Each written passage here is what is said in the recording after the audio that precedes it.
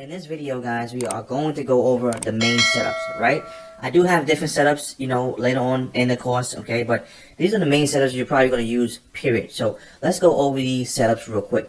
So you're going to use these tail bars right here, okay? The reason why it's a tail bar, because we have this nice tail right here. Some people call it pin bars, whatever you want to call it, I don't care. Alright, so this is a bearish tail bar right here. Notice how this is a green candle, but it's bearish. Why? Because we have this small body, okay? As long as the body is small, we have this tail right here, that's good enough to get in. Same thing right here, this is a nice bearish one, small body, okay? Now, so this is a nice bullish one right here, okay? Small body, nice tail. And same thing with this, even though it's red, it's still bullish because we have a nice tail and a small body, okay? So those are the tail bars we are going to use. Now let's go to the solid bars. Now, here's a nice solid bar right here, guys. These solid bars, basically, we want it to close pretty much at its high right here. Now, it don't have to always close at its high because sometimes it doesn't. So let's say that we have, you know, a nice tail right here. So let's say we have the market doing something this.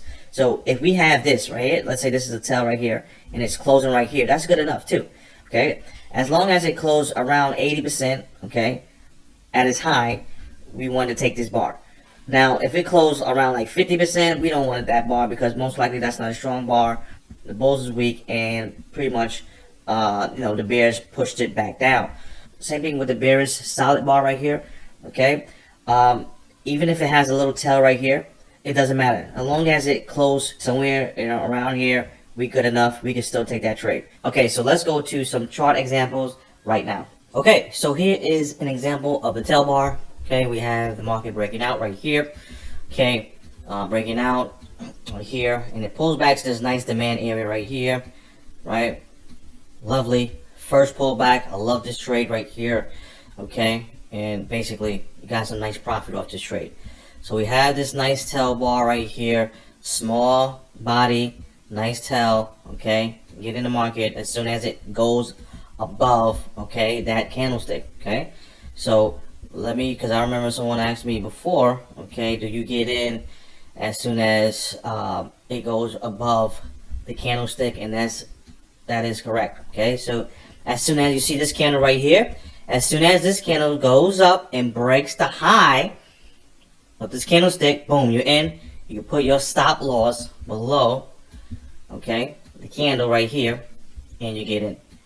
So you're risking this, okay, and you're getting in, and basically you're looking for your profits. Let me show you an example of a solid bar. Okay, so here's an example of a solid bar, guys. Here we have the market pretty much breaking out. Right here, it pulled back to this small swing low right here. Okay, you just need a one candle for a pullback. You have to understand that one candle. If the market goes down and it pulls back one green candle and it goes back down, that's it. That's a swing right here. Okay, so it pulls back to this swing low right here, right? And guess what? It gives you this nice bearish solid bar right here. You can go low as soon as this candle right here. This candle goes below this low of this candle right here. Okay, you get in, put your stop loss above this candlestick right here, and you look for your profits, right? So that is a simple way to get in. And if you're dealing with candlesticks, guys, you have to understand, you have to at least try more than once, guys. So let's say that you got stopped out right here, okay, and it didn't go that far, and it showed you another nice solid bar right here. You can get in that trade, right? So don't think just because you got stopped out on this trade, you can't, you know, try one more time. So keep that in mind, well, especially if you're dealing with candlesticks, right? Now, let me show you guys some more setups you guys can use. So the next setup you guys can use are breakouts. So any type of breakout, consolidation breakout, trend line breakouts. Now, when it comes to breakouts, guys, you want to trade the consolidation breakout near the 1 hour breakout. So let's say it's the 1 hour breakout right here. Notice how, you know, it pulled back, okay, near that breakout. You want it near this breakout right here, because if, let's say that the market did something like this. Let's say the market shut down, right, and then give you consolidation right here. See how far this consolidation is away from the breakout? You don't want that, because a lot of times they would do some fake breakout and then go right back to the breakout. So you want that breakout to be very, close to the 1 hour breakout, right?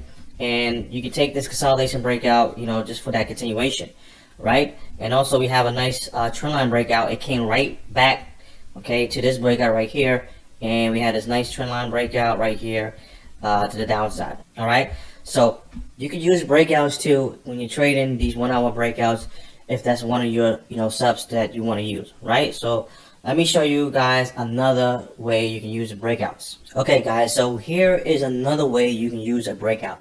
So let's say that the market didn't break out of this 1 hour breakout yet.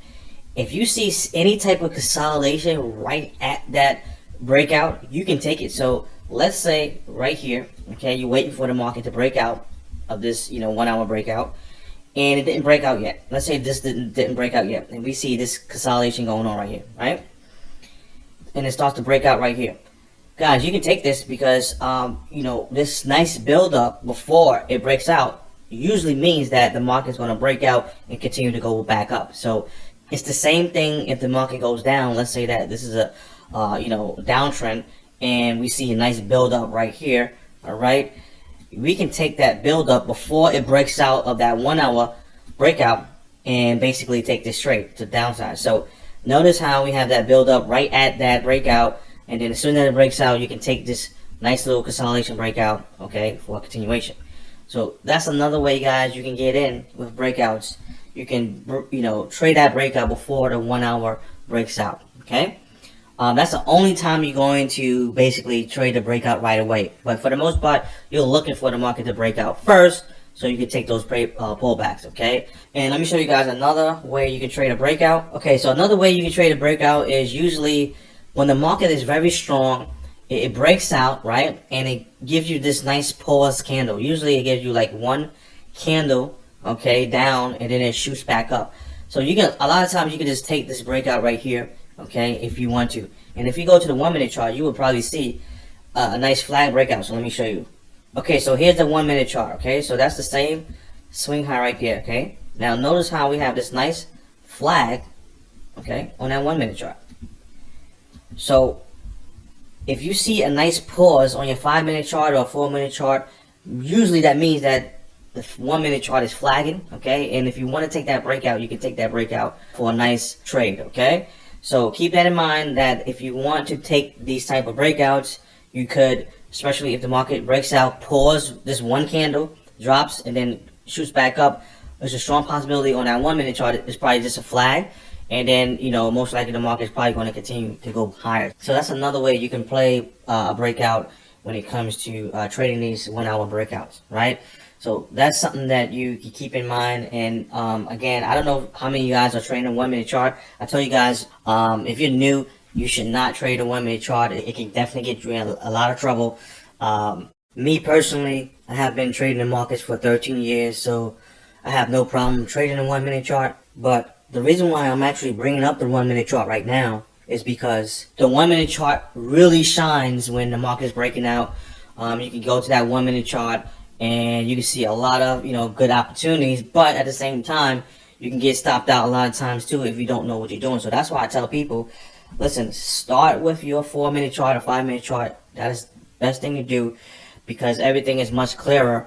And when you get some experience under your belt, if you want to go to that 1 minute chart, you can do that. Okay, but I tell you this, if you're getting stopped out a lot on that 1 minute chart, please go right back to that 5 minute chart, right? So let's go to the last setup you guys can use, which is limit orders, right?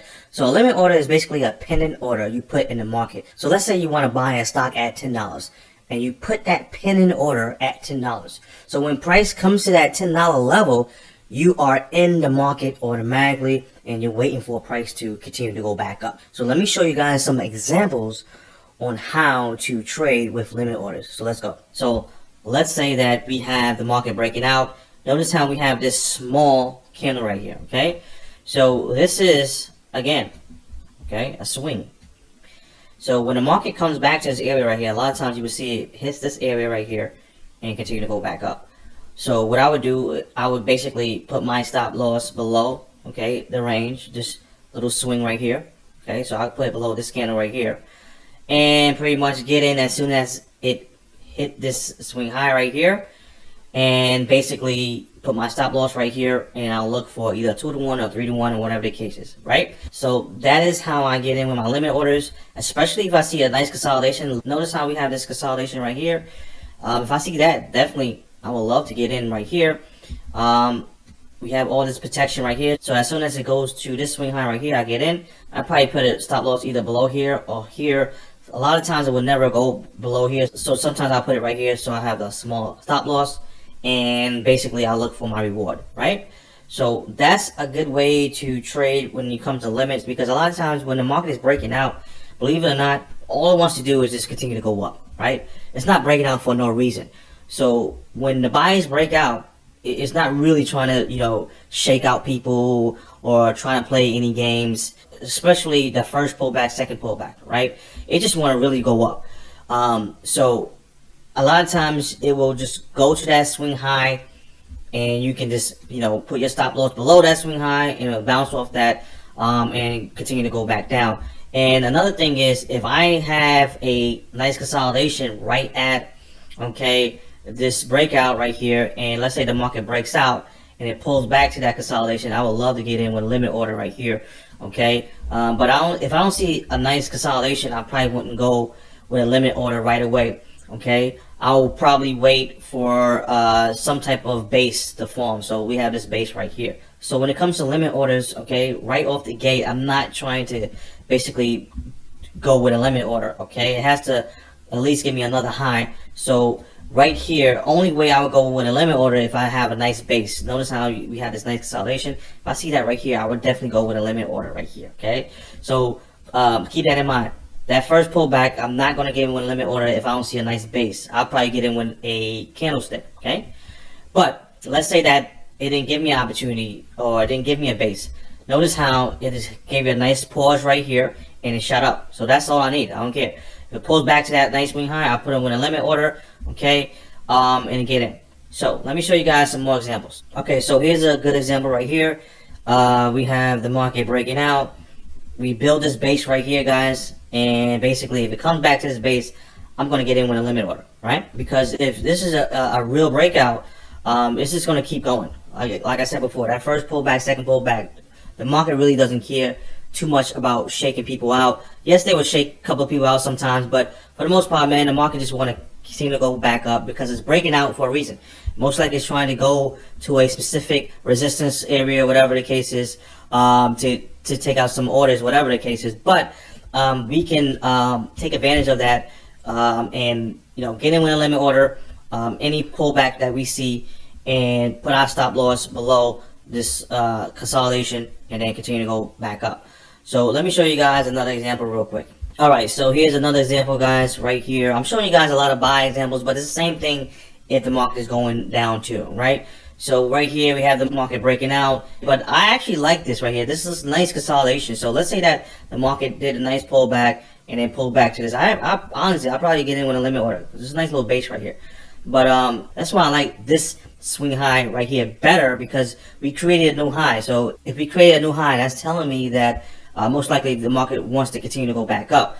This one, if it breaks out right away, we don't know if it's going to create a new high. So we're just basically hoping that it will, you know, hold this level right here. That's why I said if I don't see any type of consolidation, I probably won't go with a limit order right away, because I don't know if we're going to create a new high. So anyway, we created a new high right here, guys, and notice how as soon as it went to this swing high, you know, it bounced back up. I would definitely get in with a limit order, put my stop loss below here, okay, and, you know, look for my profits. And also, when it comes to the limit order, guys, I want you guys to know that I only do it with the first pullback. I don't do it with the second pullback. Yes, it probably could work with the second pullback. Me personally, I don't. I only like to do it with the first pullback, because the first pullback is the, you know, the best trade, period, hands down, right? High quality trade. So that trade most likely is going to work with a limit order or a candlestick.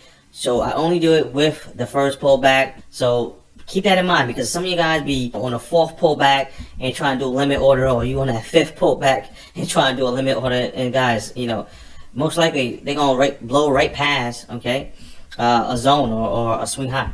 So keep that in mind, right? Okay, so let's go to the last example of a limit order trade. So notice how we have a breakout right here and the market pulled back. Now I'm not going to get in with a limit order right here because we don't have, okay, consolidation anywhere around here, right? But notice how we created a new high right here. So I like this new high, and if it pulls back, okay, I definitely want to get in with a limit order. Now, remember when I said I like to get in at a swing high? But notice how the market just went up just a little bit above the swing high, and it pulled back. So me personally, I wouldn't get in at the swing high. Only if the market maybe blast up like this, right? Created a nice little gap, and then it pulled back down to this swing high. Yes, I would probably get in as soon as it touched this swing high. But it didn't do that, okay? It just broke the high just a little bit, and basically it went back down.